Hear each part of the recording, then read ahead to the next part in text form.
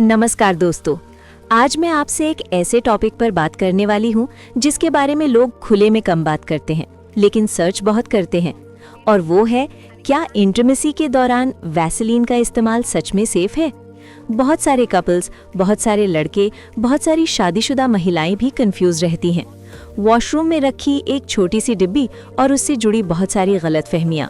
कोई कहता है कि इससे ग्लाइडिंग बेहतर होती है, कोई कहता है कि ये सबसे सस्ता और आसान ल्यूब्रिकेंट है, और कुछ लोग तो इसे हर तरह की एक्टिविटी में इस्तेमाल कर लेते हैं, बिना सोचे बिना समझे। लेकिन आज मैं आपको डराने नहीं आई हूँ, मैं आपको सच बताने आई हूँ, क्योंकि जब बात आपके शरीर की हो, आपके पार्टनर की हो, आपकी हेल्थ की हो, तो आधी अधूरी जानकारी बहुत नुकसान कर सकती है। सबसे पहले समझते हैं कि वैसलीन है क्या। वैसलीन एक पेट्रोलियम जेली है। इसे स्किन को मॉइस्चराइज करने के लिए बनाया गया है, फटी एड़ियों के लिए, सूखे होंठों के लिए, हल्की जलन के लिए, लेकिन इसे कभी भी खास तौर पर इंटीमेट एरिया के लिए डिजाइन नहीं किया। अब आप सोच रहे होंगे, लेकिन डॉक्टर, ये तो स्लिपरी होती है, इससे फ्रिक्शन कम होता है, तो फिर प्रॉब्लम क्या है? प्रॉब्लम ये है कि हमारा इंटीमेट एरिया बहुत सेंसिटिव होता है, वहाँ का पीएच अलग होता है, वहाँ की स्किन नॉर्मल स्किन जैसी नहीं होती।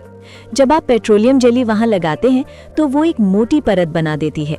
ये परत ग्लाइड तो देती है, लेकिन साथ ही पोर्स ब्लॉक कर देती है, और जब पोर्स ब्लॉक होते हैं तो वहाँ नमी फंस जाती है, और जहाँ नमी फंसती है वहाँ बैक्टीरिया और फंगल इन्फेक्शन के चांसेस बढ़ जाते हैं। खासकर महिलाओं में यीस्ट इन्फेक्शन, इरिटेशन, जलन, खुजली जैसी समस्याएं शुरू हो सकती हैं। अगर वजाइनल इंटरकॉर्स के दौरान वैसलीन का इस्तेमाल किया जाता है तो ये सिर्फ इन्फेक्शन का रिस्क नहीं बढ़ाता, बल्कि अगर आप कॉन्डम यूज कर रहे हैं तो एक और बड़ा खतरा है।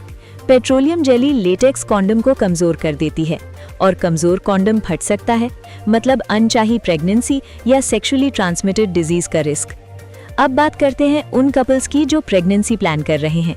कई लोग सोचते हैं कि स्लिपरी होने से स्पर्म अंदर जल्दी पहुंच जाएगा, लेकिन सच इसके उल्टा हो सकता है। कुछ स्टडीज में ये देखा गया है कि पेट्रोलियम बेस्ड प्रोडक्ट स्पर्म की मूवमेंट को प्रभावित कर सकते हैं। यानी अगर आप कंसीव करने की कोशिश कर रहे हैं तो ये आपके लिए मददगार नहीं, बल्कि रुकावट बन सकता है। अब बात आती है एनल इंटरकॉर्स की। एनल एरिया में नेचुरल ल्यूब्रिकेशन नहीं होता, इसलिए वहाँ ल्यूब्रिकेंट की ज़रूरत ज़्यादा होती है। लेकिन वैसलीन वहाँ भी आदर्श विकल्प नहीं है, क्योंकि ये आसानी से साफ नहीं होती। ये अंदर रह सकती है और बैक्टीरिया ग्रोथ का कारण बन सकती है। अब कुछ लोग कहेंगे, ठीक है डॉक्टर, हम इसे सिर्फ मास्टरबेशन के लिए इस्तेमाल करते हैं। अगर आप कभी कभार इस्तेमाल करते हैं और उसके बाद अच्छी तरह सफाई करते हैं तो रिस्क थोड़ा कम हो सकता है, लेकिन रोजाना या लंबे समय तक इस्तेमाल करना सही नहीं है, क्योंकि ये स्किन को सांस नहीं लेने देती। तो फिर सवाल आता है, क्या इस्तेमाल करें? सबसे पहले